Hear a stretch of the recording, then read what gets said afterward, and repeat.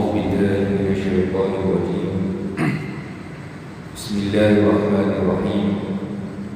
الحمد لله رب العالمين، والصلاة والسلام على سيدنا محمد أشرف المرسلين وعلى آله وصحبه أجمعين.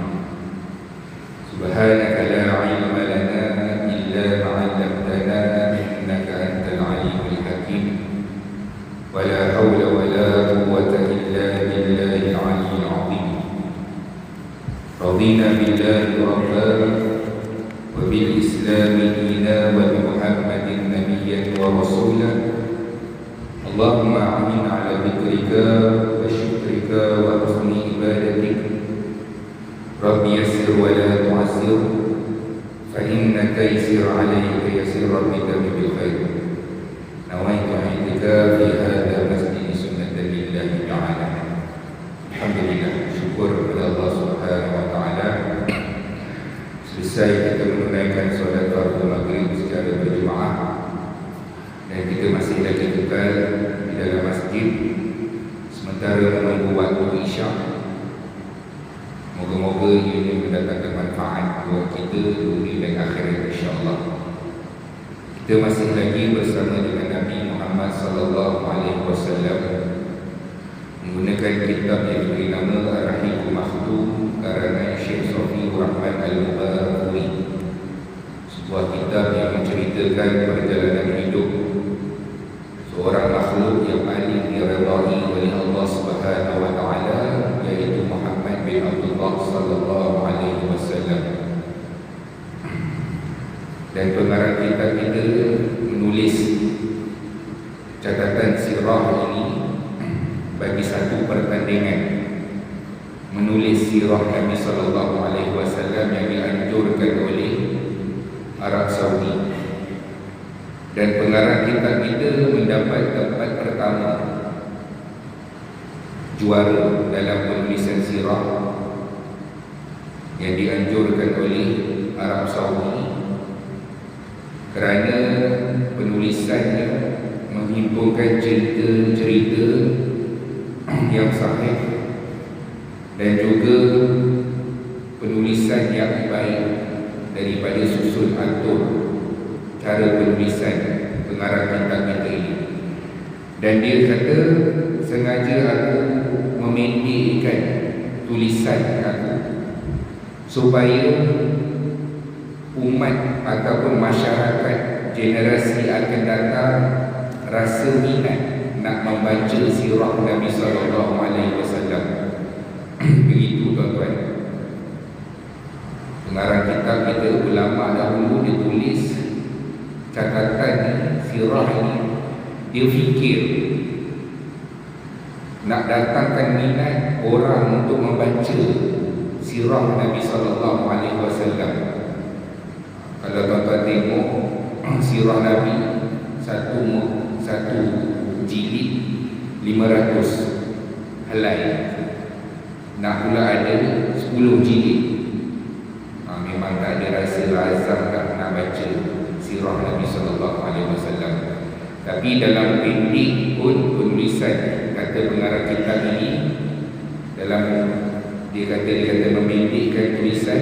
Saya tengok lebih kurang dalam 600 muka surat sirah Nabi sallallahu alaihi wasallam. Dan kata Nabi sallallahu alaihi wasallam, tak sempurna iman sekiranya kita tak meletakkan kecintaan kita yang pertama mestilah kepada Allah Subhanahu wa taala, dan yang kedua adalah Nabi sallallahu alaihi wasallam. Begitu susun atur dia. Sahabat Nabi sallallahu alaihi wasallam praktikkan perkara tersebut.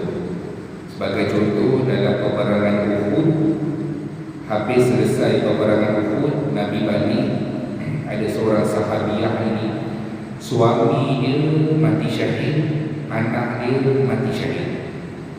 Nabi datang, Nabi bagi tahu, isteri kamu punya suami dengan anak kamu mati syahid dalam peperangan. Seorang sahabiah ni sebut apa? Bagaimana keadaan kamu ya Rasulullah? Kamu okey ke? Cedera ke? Teruk ke? Okey okey ke, boleh jalan ke.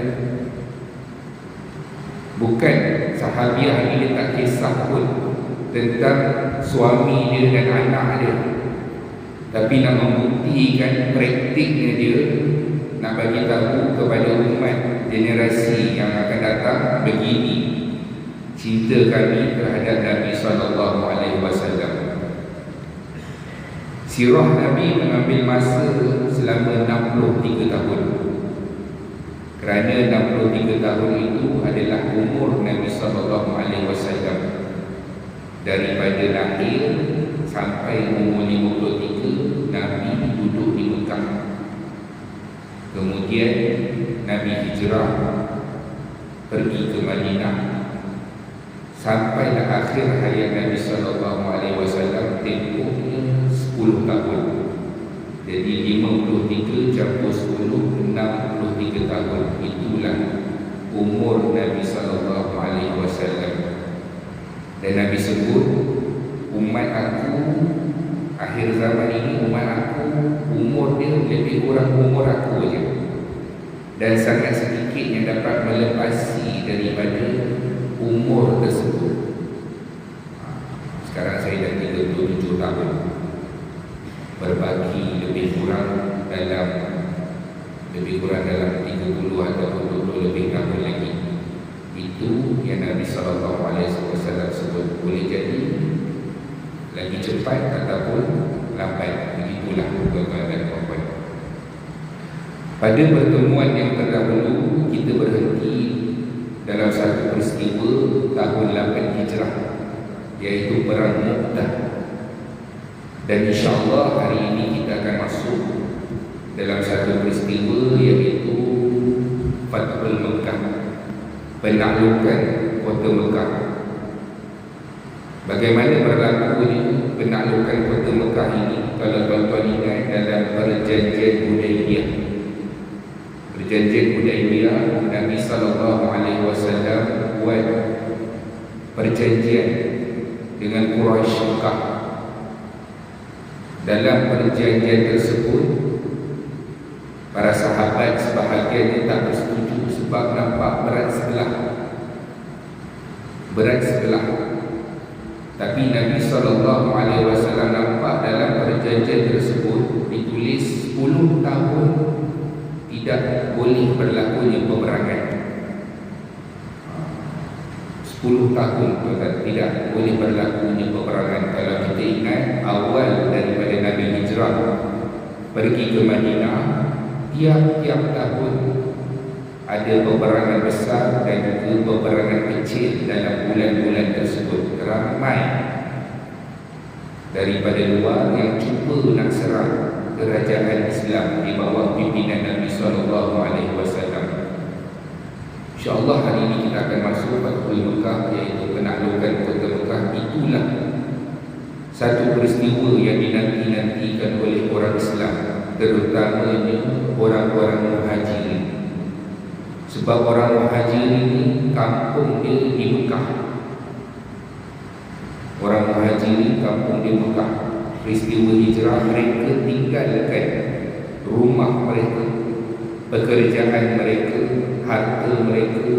Kalau dekat rumah tu ada sofa, ada peti ais, tinggal, semua tinggal. Dia bukannya pindah tuan-tuan, sewa lori, kemudian angkut barang, panggilan lampu, kita pindah pergi Madinah. Bukan. Dia tinggal itu maksudnya tinggal sungguh-sungguh bawa keperluan sahaja. Sebab kalau mereka panggil lori, contohlah saya bagi tahu, panggil lori ke apa semua, loading barang, orang-orang Mekah Quraisy, pimpinan Quraisy akan tahu sama ada mereka akan ditangkap, dipenjara, siksa ataupun bunuh, demi menyelamatkan agama mereka. Sebab duduk di Mekah ni tak boleh. Kalau jadi orang Islam duduk di Mekah, kena siksa, kena pulau, orang tak nak berniaga dengan dia, tak nak berjual beli, susah untuk hidup di Mekah. Maka ketika itulah Allah arahkan untuk berhijrah. Maka mereka tinggalkan harta mereka, rumah mereka, pergi ke Madinah. Tiba-tiba tuan-tuan, Nabi SAW kata kita akan menakluk kota Mekah, nak membuka semula kota Mekah. Maka orang Muhajirin lah yang paling seronok dan gembira. Sebab apa tuan-tuan? Sebab nak balik kampung. Tuan-tuan bersama kan, kalau hari raya balik kampung, walaupun ibu dan ayah kita tidak pun tinggal di kampung tersebut, tapi nak juga balik kampung. Sebab apa? Sebab itu tempat kita dilahirkan. Nak juga ziarah rumah tersebut. Paling kurang kita nak ambil gambar di hadapan rumah yang pernah kita duduk suatu ketika dahulu. Begitulah orang-orang Muhajirin. Kerana Mekah juga adalah pusat ibadah. Di Mekah ada Kaabah. Sebelum Islam lagi, Kaabah ini adalah pusat ibadah. Mereka tawaf, mereka sa'i, mereka melakukan ibadah sebelum kedatangan Islam lagi.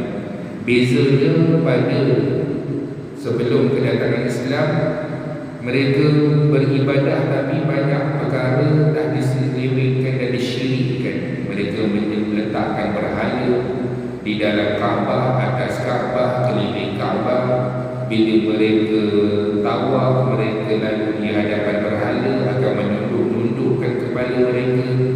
Mereka korban tapi mereka tak makan binatang korban mereka. Mereka biarkan letak di hadapan berhala perkara-perkara tersebut. Dan selepas kedatangan Islam, Mekah juga, Kaabah juga merupakan tempat pusat ibadah.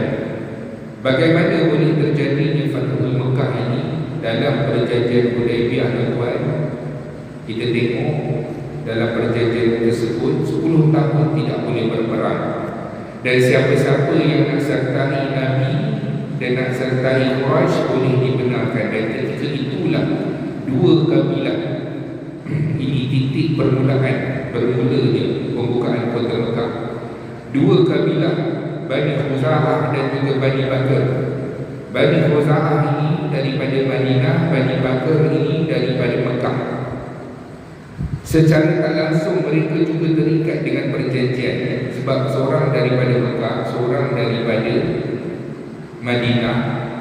Perjanjian itu antara Nabi SAW dengan orang Quraisy Mekah. Secara tak langsung mereka juga terikat dengan perjanjian tersebut. Bani Khuza'ah dan dengan Bani Bakar ini mereka berperang.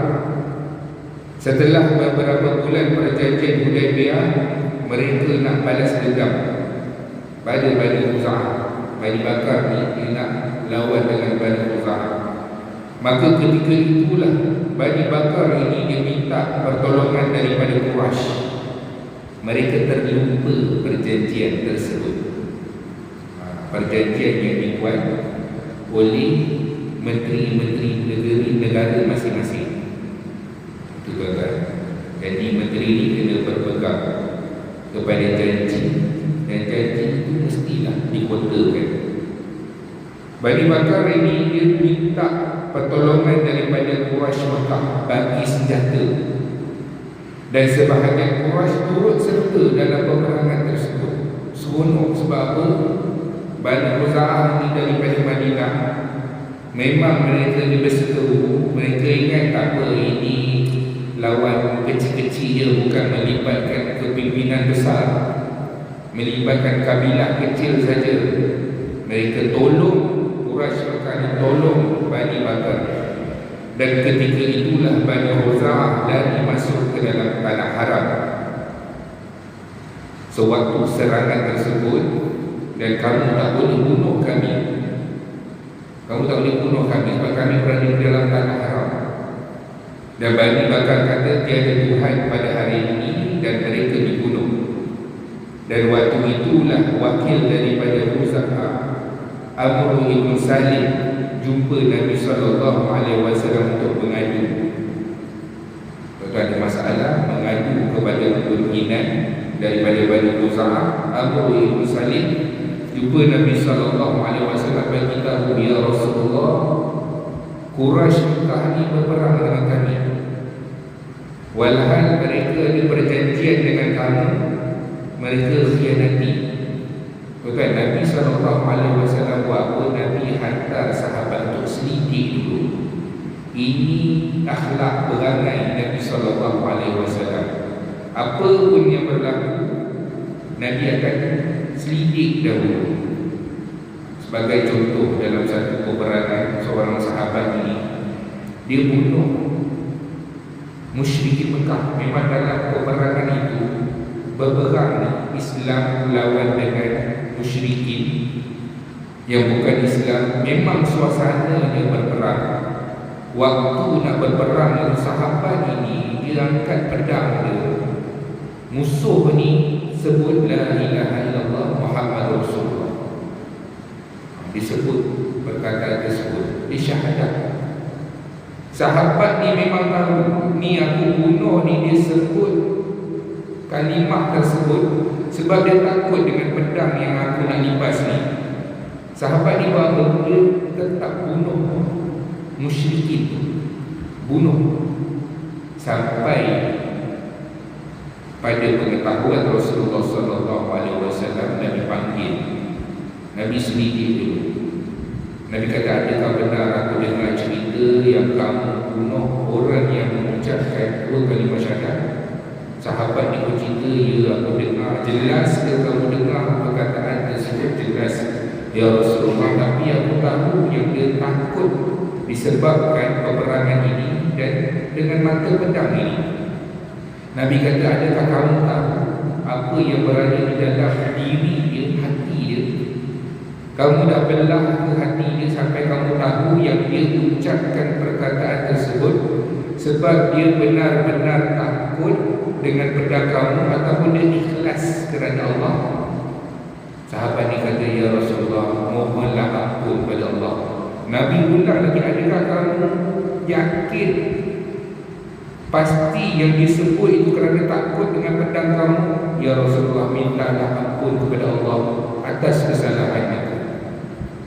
Begitu tuan-tuan, hikmah dia. Kita baca sirah, kita tengok dalam situasi kehidupan kita. Bukan baca sirah saja, kita tengok dalam situasi kehidupan kita, kan? Ramai orang kecap sumut flotila yang pergi Palestin tu, nak kemasyhuran, nak dapat pengikut, nak terkenal, nak disanjung. Kita sebut, kita tulis. Kalau ada tuan-tuan yang di kalangan yang menulis benda-benda tu, kan, gelakkan apa semua.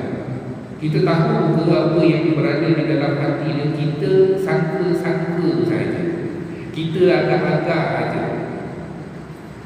Kita agak-agak sampai kita mengetahui sahabat tadi itu dia berperang. Ini memang betul-betul berperang, kan? Tak ada sangka-sangka lagi.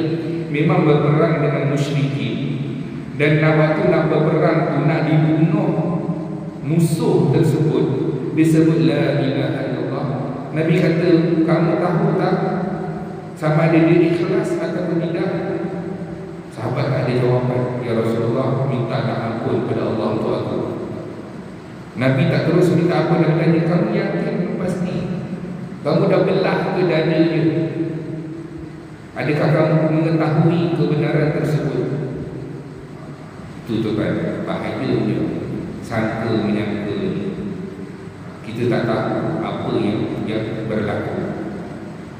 Itu bahaya media sosial ni.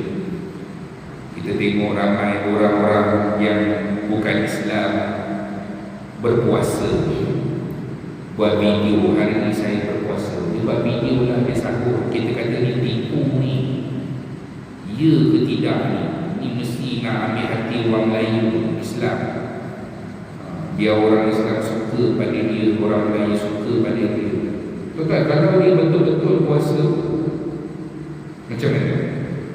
Okeylah, dia tak dikira sebagai pahala. Dia buat benda tersebut, kan, memang dia tahan diri dia daripada lapar dan dahaga, kan?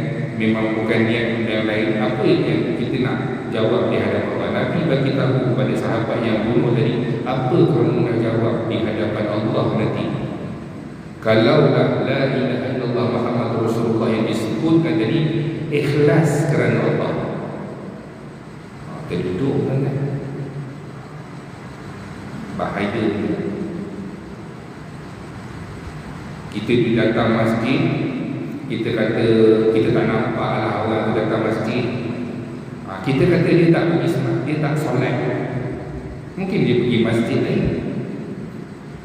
Kita ada masjid Estek, kita ada masjid Kampung Jijan, kita tak nampak dia dekat Jijan, kita kata dia tak datang jemaah di masjid, padahal dia datang jemaah di kuartus sikit lagi.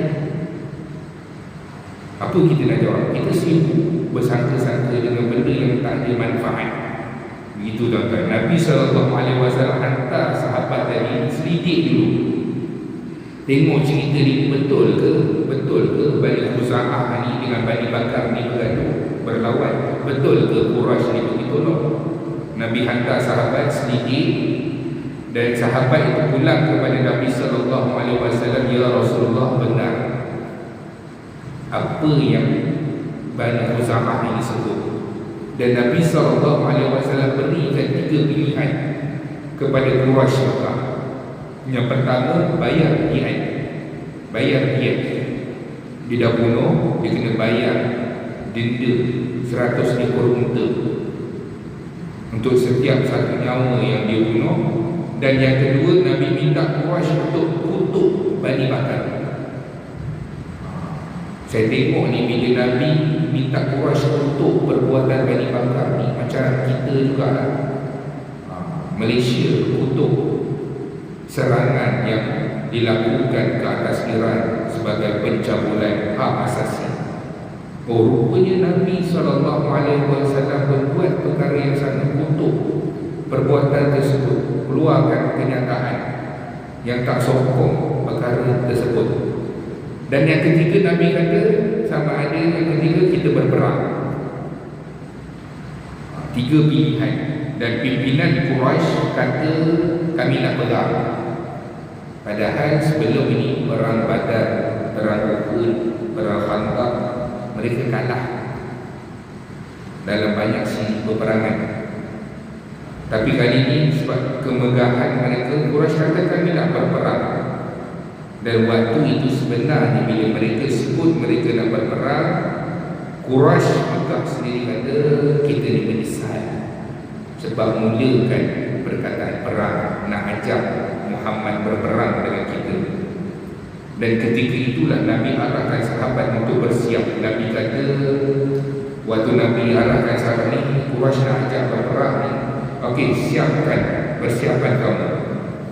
Dalam pada nak bersiap itu, Nabi kata aku rasa Quraisy ni akan hantar Abu Sufyan untuk minda keputusan tersebut.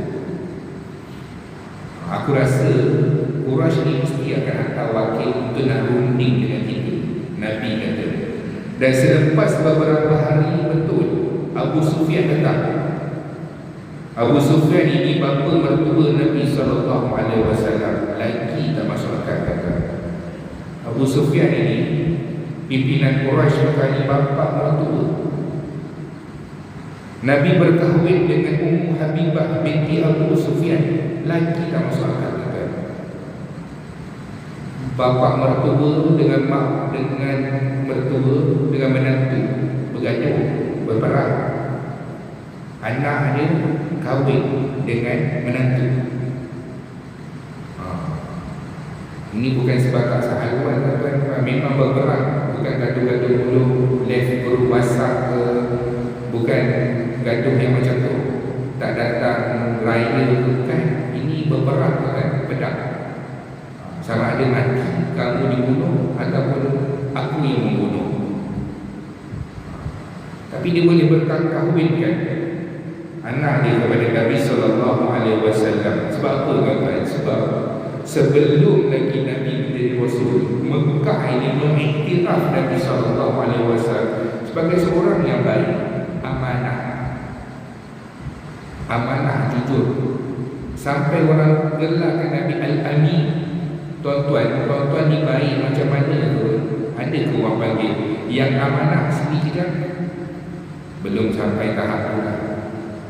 Sampai diberikan gelaran tersebut terlampau baik, terlajak baik. Ni Nabi SAW, orang tahu Nabi, musuh pun tahu. Kalau tuan-tuan ingat awal-awal sirah, waktu Nabi nak sebarkan Islam, mereka nak letak Nabi ni macam-macam. Nak kata Nabi ni penyihir, tak boleh. Muhammad ni baik, mana mungkin dia sihir, orang tak percaya. Nak kata Nabi ni gila pun tak boleh. Kau kata Nabi gila, kau yang gila sebenarnya. Nak tuduh Nabi gila, orang kata kau yang gila sebenarnya. Nak kata Nabi ni dukun ke tukang tindih pun tak boleh. Dia memang tak ada pun ciri-ciri macam tu. Dia tak ada pun berasak-rasak pakai tangkal ke apa, tak ada. Dia memang baik. Musyrikin Mekah mengiktiraf Nabi SAW. Abu Sufyan ini tuan-tuan, waktu dia nak masuk Madinah, jadi siapa yang ganggu dan cederakan dia. Abu Sufyan singgah dulu, sebelum dia jumpa Nabi, dia singgah dulu jumpa anak dia Ummu Habibah tadi. Pergi rumah anak dia Ummu Habibah. Bila Abu Sufyan duduk masuk di dalam rumah Ummu Habibah, dia duduk di katil Nabi SAW. Ummu Habibah kata, wahai ayah, bangun, itu tempat suami yang berehat, boleh tak duduk di tempat lain? Tuan-tuan, Abu Sufyan ini kagum dengan amanahnya Ummu Habibah, sayangnya Ummu Habibah ni kepada Nabi SAW. Abu Sufyan jumpa Nabi dan Nabi tak balas satu perkataan pun. Abu Sufyan datang nak berunding dengan Nabi, Nabi senyap. Nabi tak layan pun. Sebab apa? Dia dah langgar perjanjian Hudaybiyah. Dia pergi tolong Bani Bakar lawan dengan Bani Khuza'ah. Kata 10 tahun tak boleh berperang, tapi dia tolong orang berperang, bagi senjata, hantar tentera. Nabi tak nak cakap. Tuan-tuan, waktu itulah Abu Sufyan jumpa dengan Abu Bakar. Abu Bakar pun senyap. Jumpa siapa lagi? Jumpa Sayyidina Umar. Sayyidina Umar pun tak layan. Jumpa Sayyidina Ali. Rasulullah takkan jawab kerana kamu melanggar perjanjian. Sayyidina Ali kata, Nabi Muhammad tidak akan bercakap dengan kamu sebab kamu melanggar perjanjian. Dan Abu Sufyan berbalik semula ke Mekah. Dan Quraisy kata itu, dia kata Abu Sufyan ini pergi ke Madinah lawatan sambil bekerja, kan, lawatan militeri, lawatan kerja 2 hari ke Madinah, tak ada apa-apa manfaat pun. Bawa balik tak ada apa keputusan. Rundingan itu tak berjaya. Maksudnya Nabi memang betul-betul nak serang. Dan ketika itu Nabi berhasil.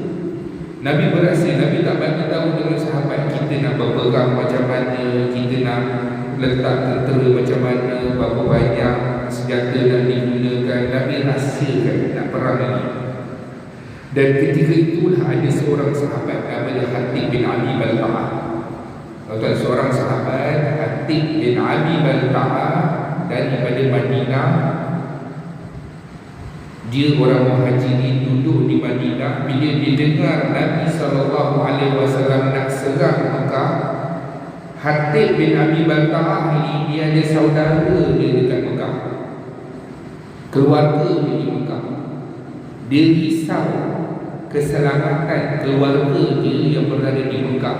Dia tulis satu surat bagi tahu rahsia-rahsia. Muhammad nak serah sekian, Muhammad suruh siapkan persiapan, nanti aku akan bagi tahu bila kita akan datang menyerang Mekah, untuk dihantar kepada musyrikin Mekah. Maksudnya apa tuan-tuan? Maksudnya Hatib bin Abi Balta'ah ni pembelot. Memang pembelot, bocorkan rahsia. Kalau tentera bocorkan rahsia kepada musuh, hukuman dia bunuh. Belot. Hatib bin Abi Balta'ah ni, dia boleh tulis surat, dia kirimkan kepada seorang wanita dalam perjalanan nak menuju ke Mekah. Dan ketika itulah Allah arahkan Jibril untuk bagi tahu Nabi tentang surat tersebut. Nabi arahkan Zubair bin Awwam dan juga Ali bin Abi Talib untuk pergi kejar wanita tersebut. pergi pintas wanita tersebut sebelum sampai ke Mekah, sebelum surat itu sampai kepada pimpinan-pimpinan Quraisy. Bila sampai, wanita itu kata tak ada surat. Buka beg, buka semua, cek, tak jumpa surat. Dah selongkar pun tak jumpa surat. Kata Sayyidina Ali kepada Zubair bin Awam, mustahil untuk Nabi berbohong, mustahil Nabi tidak bercakap benar, dan surat itu rupanya berada di bahagian sangkul wanita tersebut. Kata bila dah bocor rahsia ini, Nabi buat apa? Nabi arahkan ke pancung Hatib bin Abi Balta'ah. Tidak, Nabi SAW selidik lagi. Walaupun ketika itu dah tahu, Nabi panggil Hatib bin Abi Balta'ah, dibawakan ke depan Nabi SAW. Wahai Hatib, adakah kamu tulis surat ini untuk dihantarkan kepada pimpinan Quraisy Mekah? Nabi tanya, kenapa buat macam tu? Tuan-tuan, dia tak ada arahkan Hatib bin Abi Balta'ah gantung kerja, direhatkan daripada tugasan, tak ada. Hatib bin Abi Balta'ah disebut kepada Nabi SAW, ya Rasulullah, sekejap. Wahai Muhammad, wahai Rasulullah Allah, tunggu sekejap, aku nak bagi tahu ini. Hatib kata, ya Rasulullah, aku ini masih orang yang beriman, dan aku masih lagi taat kepada Allah dan Rasulnya. Aku buat benda ini sebab aku tahu kita nak masuk ke dalam kota Mekah. Ya Rasulullah, aku ada keluarga dekat Mekah. Aku risau keselamatannya. Aku tulis surat bagi tahu kepada pimpinan Mekah supaya kalau aku berikan maklumat tentang tentera-tentera Islam, mereka boleh memberikan perlindungan kepada keluarga aku. Ada sebab, tuan-tuan, ada sebab. Aku ada ahli keluarga, tak ada siapa yang akan dapat melindungi mereka sebab aku berada di Madinah. Aku beritahu kepada Quraisy supaya Quraisy balas balik jasa aku ini dan lindungi keluarga aku. Tuan-tuan, waktu Hatib bin Abi Balta'ah cerita alasan dia tulis surat tadi, Sayyidina Umar ada dekat sebelah. Ya Rasulullah, da'ni akhta'an qaq, benarkan aku penggal kepada dia. Ya Rasulullah, izinkan saya penggal kepada Hatib bin Abi Balta'ah. Nabi kata, wahai Umar, innahu badri. Wahai Umar, Hatib bin Abi Balta'ah ni, dia ahli Badar. Dia ni antara yang berada dalam peperangan Badar. Peperangan Badar ini Allah berpuji ahli Badar ini. Mustahillah kalau Allah puji ahli Badar, kita nak memenggal kepada kepala ahli Badar ini. Nabi maafkan Hatib bin Abi Balta'ah. Nabi maafkan. Sebab apa? Sebab rahsia pun belum bocor lagi. Kalau bocor mungkinlah Nabi akan jatuhkan hukuman, tapi rahsia tak bocor. Nabi maafkan Hatib bin Abi Balta'ah. Tuan-tuan, dahsyatnya Nabi SAW, manusia terbaik alam. Nabi gerakkan 10,000 tentera, 10,000 orang sahabat. Tuan-tuan, dulu seorang 10,000 orang sahabat, Nabi kembali dengan 10,000 tentera. Tuan-tuan, dulu Nabi hijrah seorang-seorang, ada berapa orang sahabat, tapi Nabi pulang dengan membawa 10,000 orang Islam. Nabi pesan, ini bukannya peperangan. Nabi bagi tahu, kita bukan nak berperang, kita nak buka kota Mekah saja, nak takluk saja. Nabi bagi tahu siapa-siapa yang masuk ke dalam rumah mereka, mereka aman, tidak akan diganggu. Siapa-siapa yang masuk ke dalam Masjidil Haram, mereka pun aman, tidak akan diganggu. Dan siapa yang masuk ke rumah Abu Sufyan, pun tidak akan diganggu. Dan Nabi masuk ke dalam khemah dahulu, arahkan untuk hidupkan unggun Nabi. Dan dah sampai dah kota Mekah ni kan, dah sekira-kiranya Mekah ni masjid kuartus jalan A, Nabi berkhemah dekat Maidin kuartus Limas. Contohlah saya bagi tahu, sekira-kira jaraknya macam tu. Dan waktu malam itu mereka menghidupkan unggun api. Dan Abu Sufyan itu meninjau dan dia kata, aku kagum dengan tentera yang ada. Waktu malam tersebut daripada kota Mekah, Abu Sufyan ini tengok tentera Islam, sekira-kira dah boleh nampak unggun api yang duduk. Dia kata, aku kagum dengan tentera dan sahabat-sahabat Muhammad. Abu Sufyan jumpa Nabi SAW untuk nak masuk Islam. Tuan-tuan, ini dakwah dengan akhlak. Dakwah dengan akhlak ini dia punya buah dia, hasil dia dapat, tapi insya-Allah akan berjaya. Tunjukkan akhlak itu. Daripada kita sebut nasihatkan orang berbuat baik, kita dahulu yang berbuat baik. Kita ajak orang bersedekah, kita dulu yang bagi sedekah.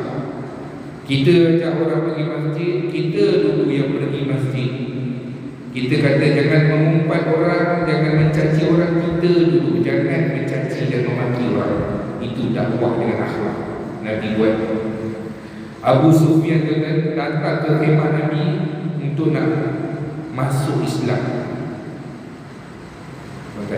Masuk Islam, dakwah Nabi SAW. Dan ketika itulah keesokannya Nabi SAW masuk ke dalam kota Mekah dalam keadaan tawadhu,